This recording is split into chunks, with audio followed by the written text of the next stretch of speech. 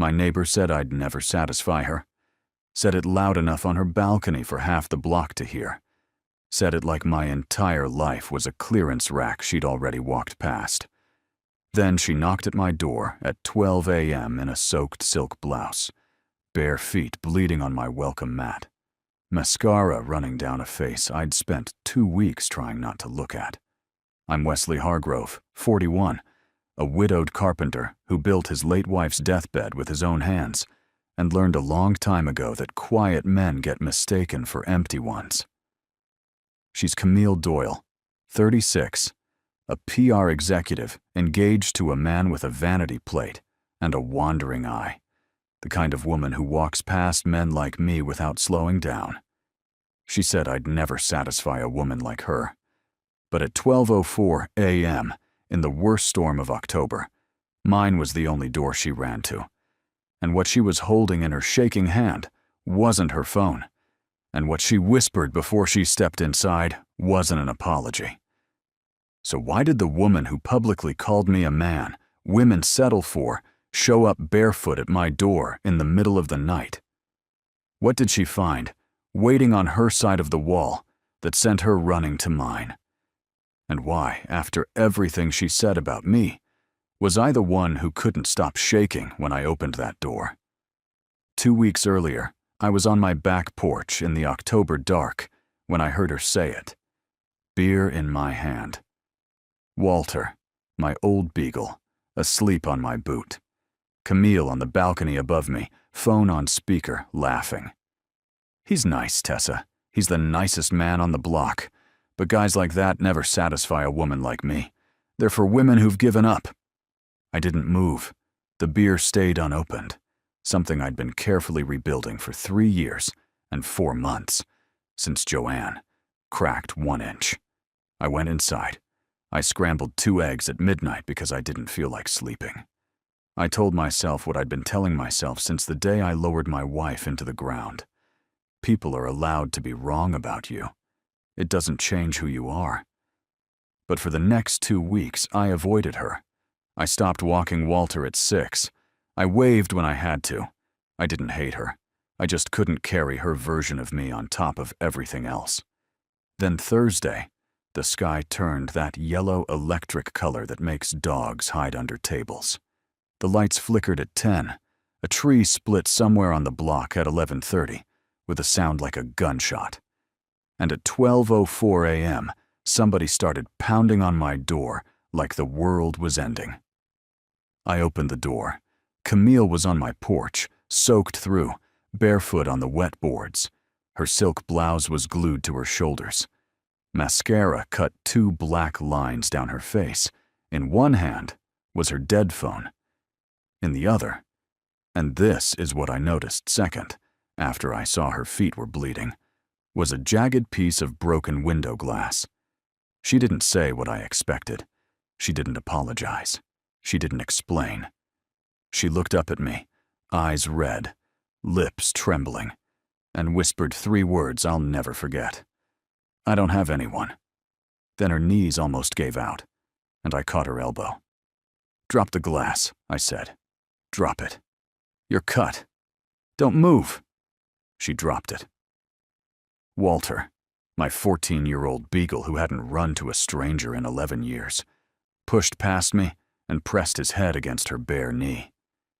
That's when she started to cry. The kind of crying that comes from somewhere old. I didn't ask why. I didn't ask about the engagement ring still on her finger. I didn't ask about the bare feet or the glass or the way she said anyone like it was the loneliest word she knew. I just got every towel I owned. I gave her the soft one I used to wrap around Joanne's shoulders after her chemo showers. I gave her my late wife's old Wesleyan sweatshirt, navy, worn, the only thing of Joanne's I'd never been able to give away. I pointed her at the bathroom. I plugged her phone into the charger by the couch. Then I put on my boots, grabbed a tarp and a hammer and a flashlight, and walked into the storm. Her side of the duplex looked like someone had punched it. A maple branch the size of my arm was halfway through her bedroom window. Glass on the floor. Rain sideways through the curtains. Her bed soaked. the framed photographs on her dresser ruined. And that's when I saw the engagement photo, face down on the rug, the frame cracked. Beside it, a single sheet of paper crumpled into a ball. I didn't read it. I'm telling you that because it matters. I picked it up, smoothed it, without looking, slipped it into my coat pocket to give back to her. Then I worked. For an hour. Soaked to the bone, tarp on the inside, tarp on the outside, hammering furring strips by flashlight, while the wind tried to take my hat. When I came back, dripping in my own kitchen, she was asleep on my couch in Joanne's sweatshirt. Walter pressed against her ribs. Her ring was off, sitting on the side table. And on the coffee table, her phone screen lit up. A new message had come in. Not from Brennan, from a woman I didn't know. 3 words on the lock screen. I'm so sorry. She slept 12 hours. I didn't sleep at all. In the morning, she was gone. A note under the mug. Wesley, thank you. I'm so sorry. See, for 4 days I didn't see her. On the 5th, Mrs. Pell, who'd lived next to us for 26 years, was on Camille's porch with a casserole. Camille beside her, crying. I tried to walk past. Wesley, Mrs. Pell said, come here. Camille was just asking about Joanne. I stopped. She didn't know, Mrs. Pell said gently. I told her. About the last 6 months. The bookshelf you built so Joanne could read sitting up. The songs you sang her at 3 in the morning when she couldn't sleep. The way you carried your dying wife to the bathroom and never once made her feel like a burden.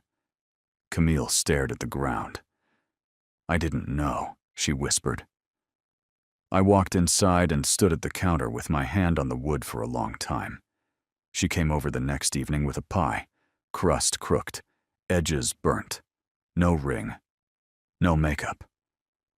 I said something on my balcony 2 weeks ago, she said. I didn't know you could hear. I'd rather you hear the apology from me. I heard you. He was cheating, she whispered. For most of our engagement. His coworker texted me during the storm. The paper in your coat pocket. That was her message. I'd been clutching it for hours. The room shifted. I knocked on your door because your light was the only one on. I thought, the boring one will at least open the door. And you did. And you didn't ask me anything. And you gave me your wife's sweatshirt. She looked up. I had it backwards, Wesley. I thought satisfying meant exciting. You made me feel safe. I didn't know they were different things. I took the pie. 8 months later, on a spring evening with the lilacs coming in, I was on a ladder installing a porch light on her side of our duplex to match mine. Camille sat on the steps in Joanne's sweatshirt, which had quietly stopped being mine and started being hers. Walter asleep in her lap. I flipped the switch. 2 lights instead of 1. Soft. Warm. Matching. She stood up, holding our old beagle, and looked at me like I'd built her a house. Thank you, she said. It's just a light. It's not. I know it's not. It's the breath she'd been holding for years finally going out. It's 2 people who almost missed each other because the world taught her to look up and me to look down. Satisfying isn't fireworks. It isn't fancy. It's the porch light somebody keeps on, just in case you ever need to come home in the dark. If you've ever been underestimated by someone who later had to learn who you really were, tell me about it in the comments below. I read everyone.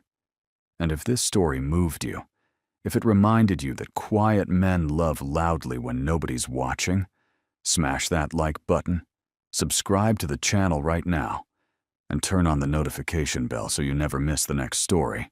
I'll see you there.